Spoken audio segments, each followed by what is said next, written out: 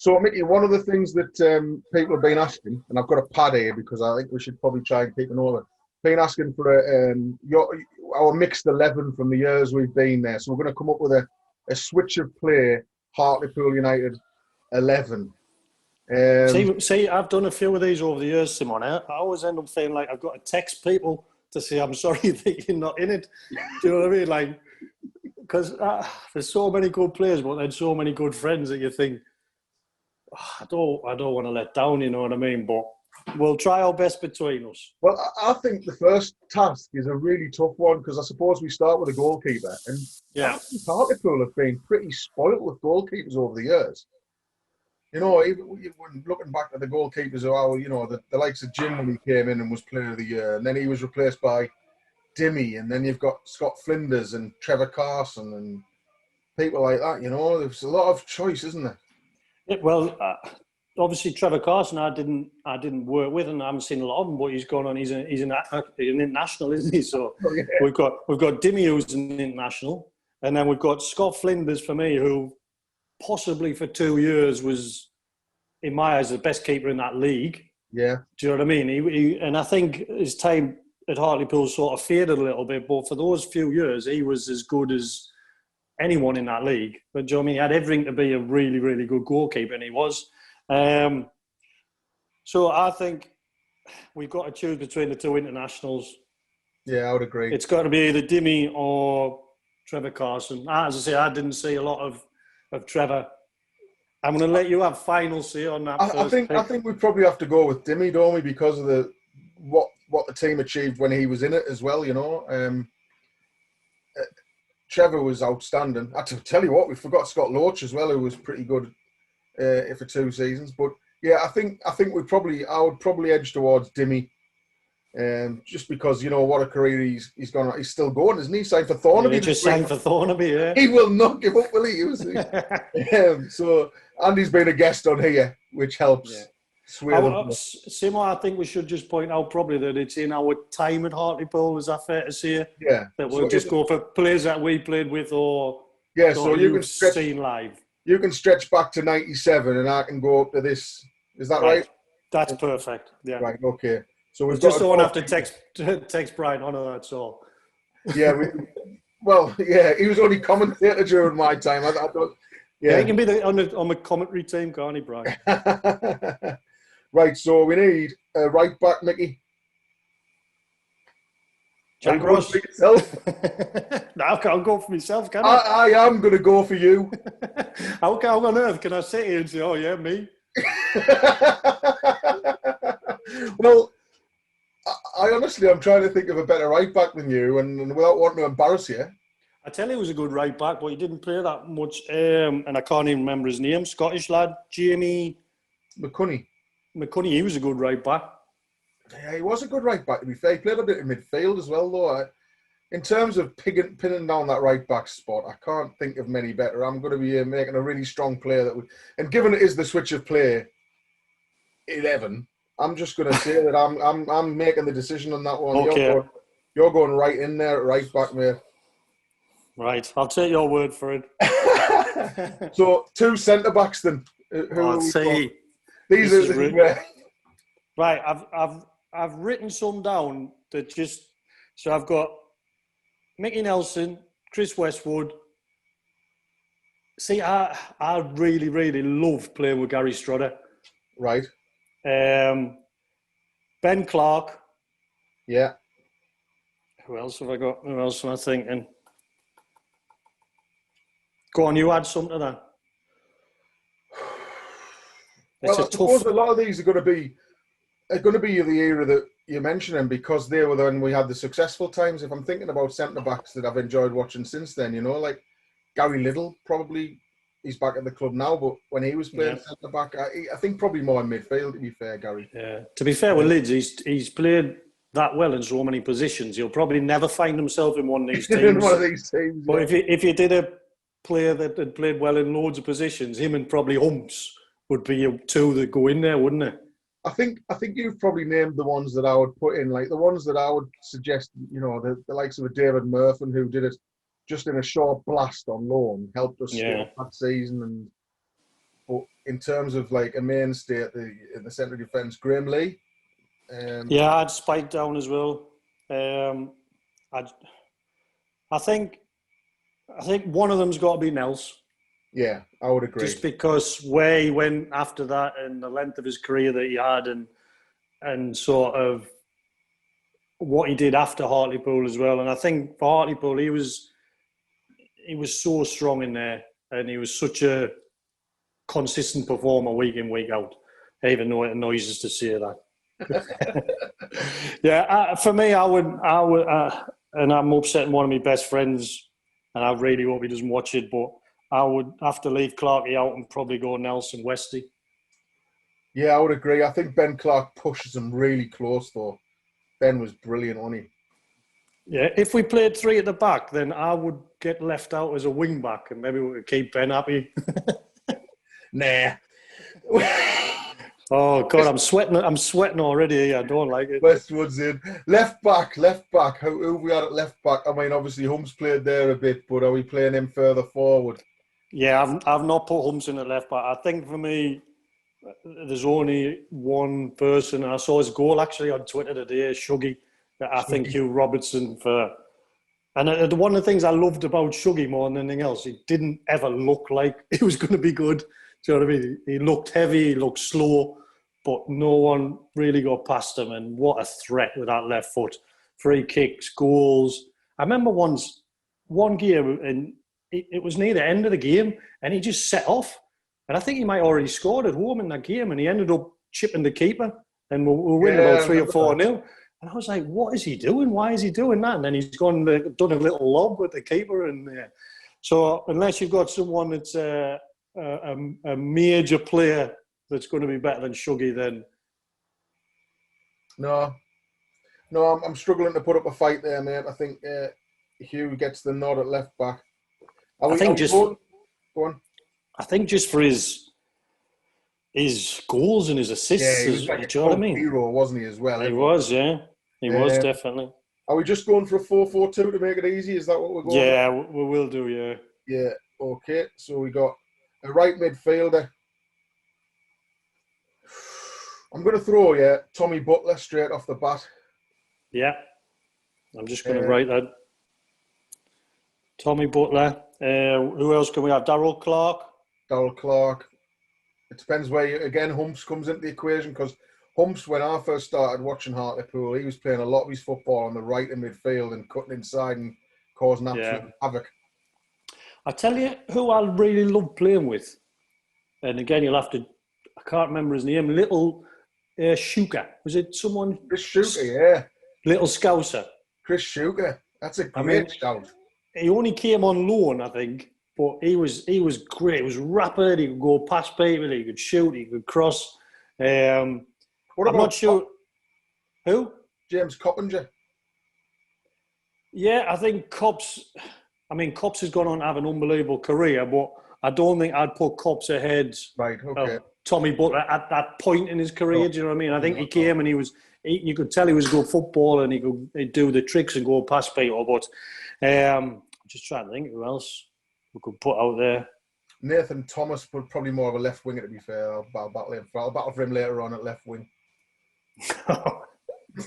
Right, well, out of the ones we mentioned, and again, it upsets a couple, but I would probably stick with Tommy Butler.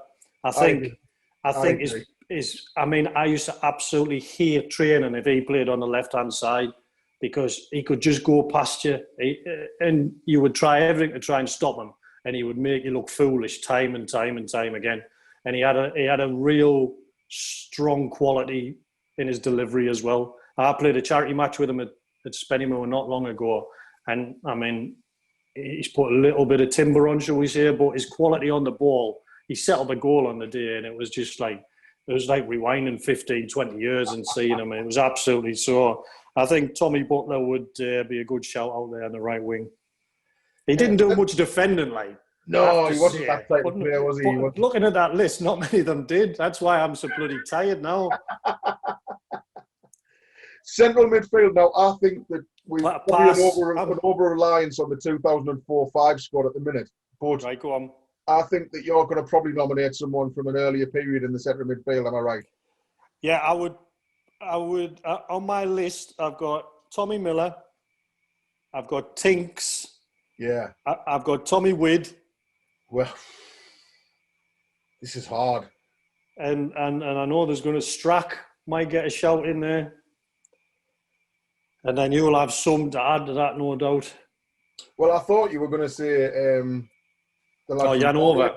Jan Over. Yeah. The only thing that goes against Jan Over is that he was only here for a short period of time. And I think if you're looking at an 11, I don't know, maybe there need to have been at least a season. I don't know. I mean, as a player, he was fantastic, but I don't know.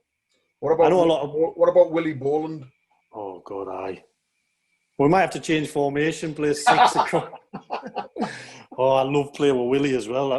That didn't sound right, did it?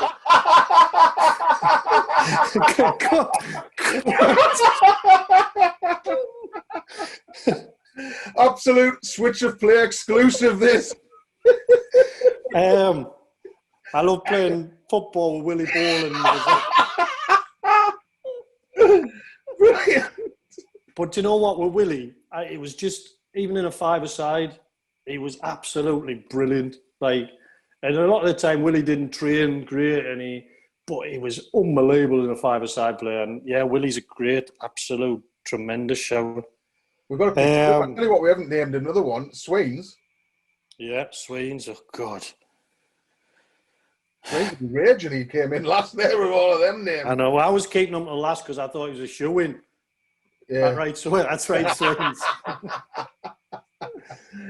I'm trying to think. I tell you what as well, though. You think of people and you think impact-wise, I know Micky Brown, when I was that season I come and he came and had a massive impact on the club and scored a few goals, went on to have a brilliant career. And I'm sure there's one or two other loan players that have been over the years that have done really well for us as well, but I'm not sure we can stick loanees in.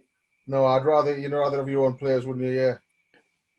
Tommy, see if Tommy Wids, because I know Tommy Wids will listen to this as well. Yes, not on that yet. Yeah, no, but I'm just writing down here. There's really. I think. Oh, it's really hard, isn't it? Yeah. I keep thinking, well, Swains and Tinks have got to be the ones, but then you look and you see Willie Boland's name and Tommy Wids as well. And then I didn't really see Tommy Miller in his peak when he was, well, not his peak, but when he was blasting all the goals in. Yeah, I think, and I hate to say it because I love watching Tommy play. Well, I did love watching him play. He was young then, you know what I mean? He was young, so we'll take the easy option and we'll say, Tommy, because you were young, you're out. But I'm really sorry, Tommy, because you should probably be in there. So that leaves us with Willie, Swains, Tommy Wids and Tinks. Mm. Oh. I'm going to... I know it's got a sort of... It is just going 2004-5, but I'm struggling to look past Tinks and Swains. I tell you, we've not even mentioned it was slightly different formation, so he might not have fit in this, was Paul Stevenson. I'll tell you what, as well, if you're going to mention other ones... Paul Stevenson's a great shout.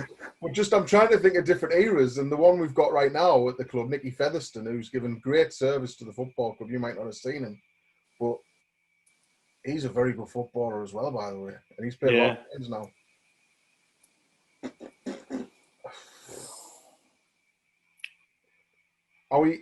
Is there any one of them, Tinks, Strack, Ball and Swains, are any of them definites for you? Why don't I choose one? You choose one. Go on then. I would put Tinks in. And so now, if you leave Swains out, you can get the shit.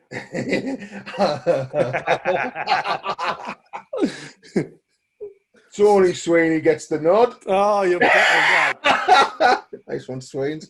Right, left midfield. Now, this is going to be contentious, I think, because we're going to have to try and get Humps in somewhere, I imagine, right?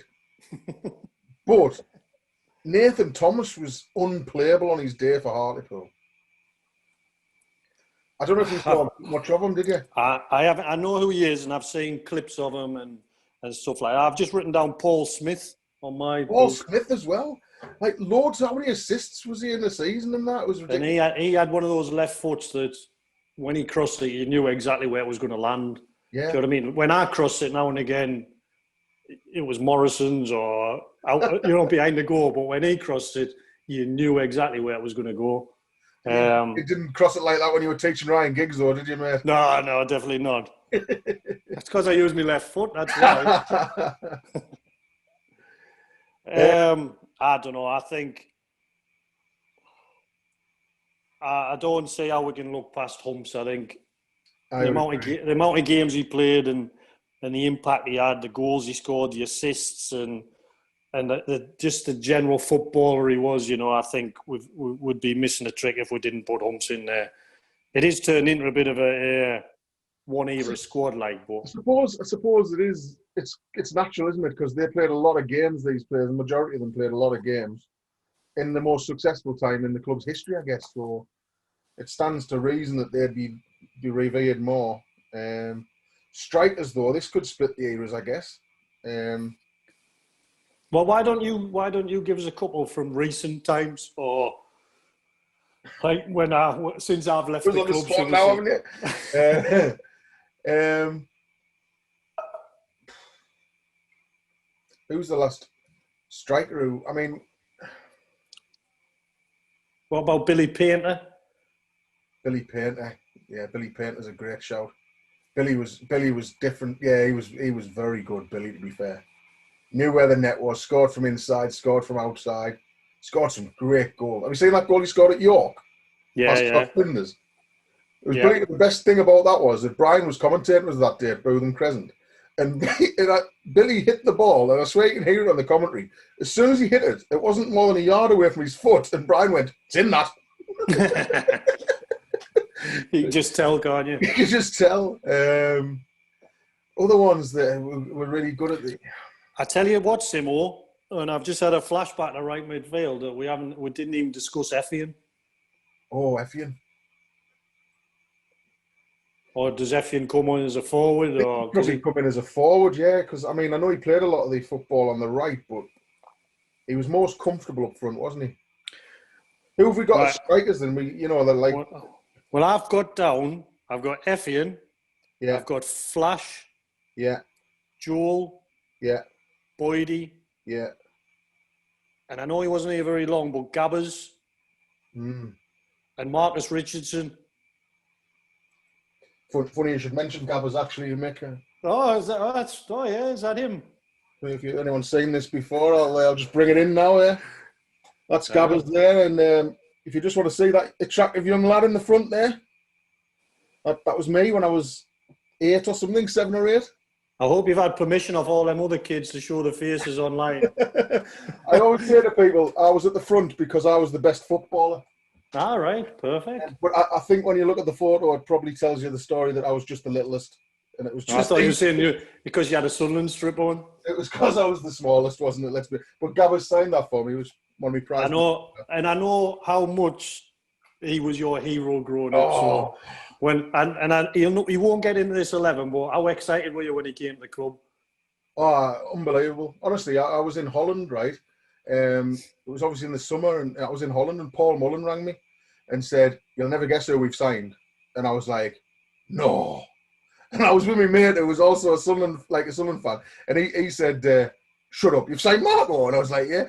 Honestly, if someone had said that I'd get an Marco, and then I did the interview with him that he announced his retirement. When he announced his retirement, first interview, and then it was bizarre because Ken struck a deal with him as part of his retirement package. He had to do some commentaries for the website. That was part of the deal. So he came to a few away. I think he came to Grimsby and to Sheffield Wednesday and stuff. So I got to commentate with him as well. And if someone had said to an 8-year-old me that I would get to interview Marco Gabbiadini and do things like that, Yeah, just talking to Gabbers, I remember playing against him, and I hated playing against him because he was strong. He was good in the air. he could finish, you know what I mean? He made intelligent runs. And when he signed for him, I was a bit like, well, I wonder what he's going to be like. But he came in the dressing room at the time and his training wasn't great, Gabbers. He never trained. But if there was any shooting drills, he'd score 9 out of 10. He ate well, he spoke well. And I loved just sitting. I used to sit next to him and just try and pick his brains about life as well, you know what I mean? He's an educated guy, lovely, lovely man. And like you, I mean, not that he was my hero growing up, but it was just privilege to get to know him, you know, and I still speak to him every now and again now, and just, he's a good guy, you know, a real nice fella. It was just the way he played, and people ask me now who was your favourite Sunderland player, and he's by rights it should be Kevin Phillips because he scored like 1 million goals and won the European Golden Boot and did ridiculous stuff. Yeah. But Gabbers, when I was 7, 8, 9, 10 growing up, he just that explosive way he played, where he got away from the defender and he was like, get out the way, that's my ball, that. And then burst. It was brilliant. I loved watching him. Brilliant player. So, but he's not going to get in the Hartlepool 11. No, I've also, Marcus Richardson wasn't a serious contender. Not going to get in? No. I've just remembered why we're talking about it. Matteo Lanzoni doesn't get in at centre-back, does he? No. No. I'll tell you a good story about Marcus, actually. Go on. He got on the bus. It was his first away trip. I've got 2 stories about him. And he's a great guy, Marcus. Loves a laugh, loves carry on. And he got on the bus. He had this proper swagger about him. So we're all sitting at the back of the bus playing cards. We used to play 3-card bragging. We didn't play for a lot of money, you know what I mean? If you lost 20 quid in the whole trip, that might be it. So he'd come to the back of the bus. He was like, cards, lads? We were like, oh, God, he knows what he's doing. He's a player, this lad. So he sat down, and it was hard to get on the actual card table. If you were like, didn't play regularly, you'd be on the side. So he sat down. I'm not kidding you, in about half an hour, he lost 150 quid, right? God. And he got up, he went, cheers, lads, and he walked to the front of the bus. We were looking thinking, what is he doing?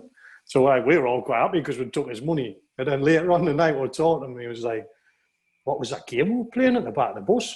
I was like, what do you mean? He went, well, I just thought I'd come over because the card school's always where the characters are. So he thought I'd come over, and if I got to know the characters, then I'd be all right. He said, I didn't have a clue what I was doing. I was like, yeah, Marcus, we guessed that when you lost all your money.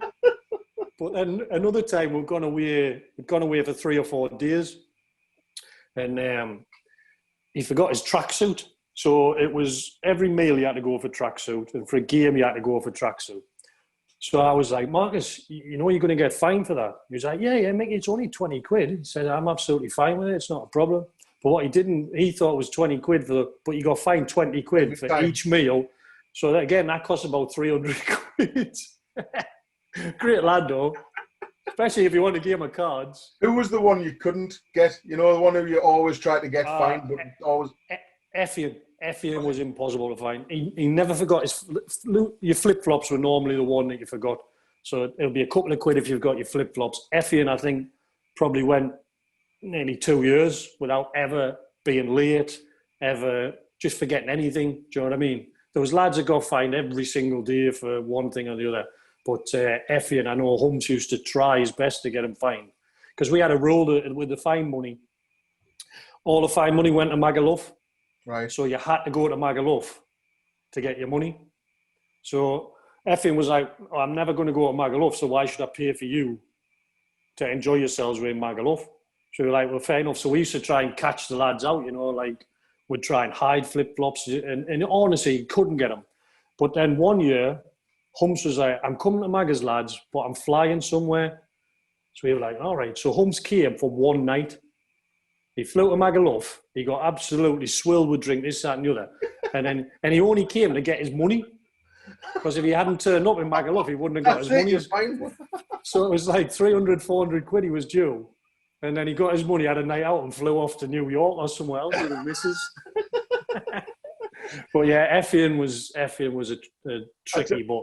I'll tell you what was good. When Ronnie Moore was manager, we went to an away game somewhere, and on the way down, we'd train.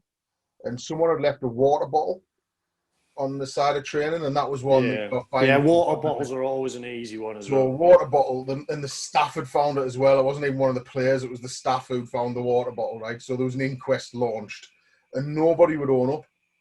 Nobody owned up.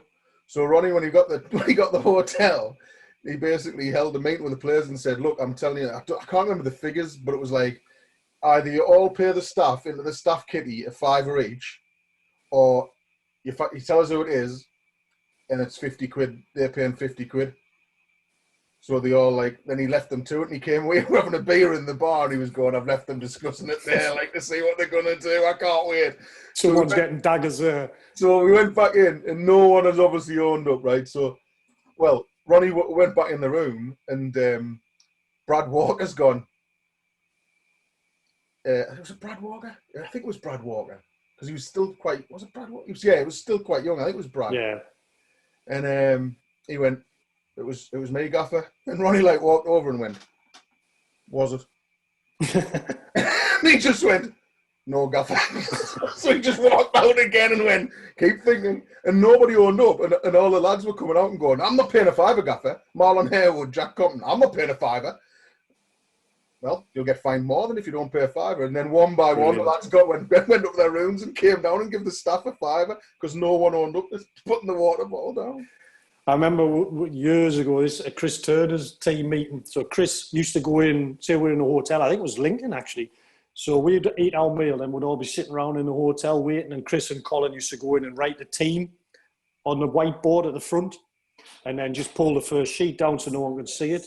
So we used to sometimes sneak in if they'd gone somewhere and you lift it up, oh, I can see the team, see if I'm playing or not. And I remember Ian Clark did it once. And he lifted the first sheet up, but Chris had obviously found out what we were doing. And he just wrote in big letters, anyone reading this is fined a tenner. And he hadn't wrote the team up. He'd just written that to catch someone out, and Clark, he got done for it. Well, that's been decent crack, but it hasn't sorted out our strike force. Flash, is he getting a nod ahead of Joel or Boydie? Does he make it into your 11 straight off, Flash, or is Joel and Effian or Boydie?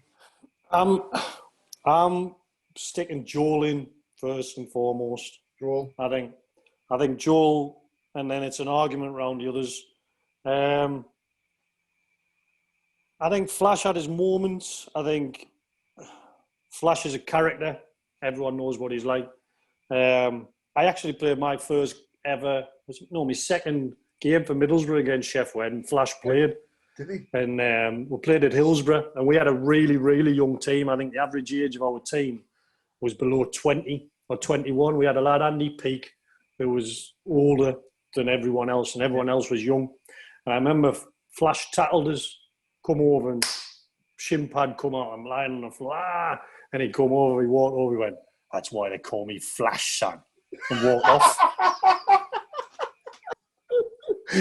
And I was like, who's this guy? You know what I mean? So I don't know whether I'm putting Flash in, you know. No? I don't know. What do you think? I think it's hard because he made such an impact at the time, didn't he? But when you look at Effie and you look at Boydie, you look at Effie and you think the games he played, the goals he scored, the important goals he scored. Yeah, he scored some proper important goals. But then you've got Boydie, who's obviously had that season and a half that was just unplayable as well. I would say Boydie, to be fair. You know, he scored 28 goals, I think, this season in Cardiff, and he got us the goals to get the playoffs the previous year as well. Are we going Boydie? Yeah, go on. And I think, can we do a subs bench? Five on the bench, Honor? Yeah. Just to try and keep me from getting any grief. So are we going for the ones that almost made it? Yeah, the sub goalie. I'm going to put a big shout in for Trev Carson, to be fair. Okay, yeah. So Carson in goal on the bench. Defenders wise, I'd put Ben Clark. Ben Clark's getting a nod on the bench, yeah. Midfield. Either Willie or Tommy Miller. I'd probably go. Can we have both of them? No, we can't, can we? No. Possibly. We don't have one striker though. I would say Willie. Yeah, Willie Boland gets on the bench. And then are you putting the two strikers on, Williams and Effian and Flash? Yeah. It's a pretty strong bench, yeah. I think that's got options, hasn't it? Willie can come on and shore it up when we're 1-0 up with 10 minutes to go. Do you know what? Someone, and it's probably going to be Philly Dunn or someone else like that's going to tell us. He's going to come up with like 40 players, and why isn't he in? Why isn't he in? And then you're going to be like, oh God, yeah, why didn't I put him in? But who would you choose to manage the team, Mick? Oh, great question. It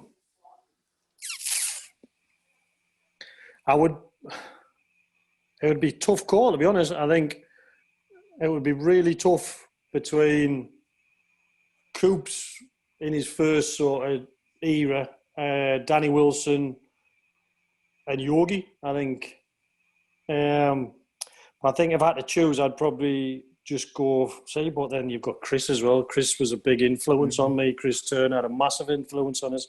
I think I'd probably go for Danny Wilson, just from how he was with all the players, like the whole squad, and his sort of demeanour and his experience, and just he was never flapped, you know what I mean? He never looked like he never knew what he was doing, and I think that came across in training and in the games. He was a good guy. He was friendly. He was someone you could speak to, and he was probably everything you needed in a manager for me at that time. So yeah, I'd probably say Danny.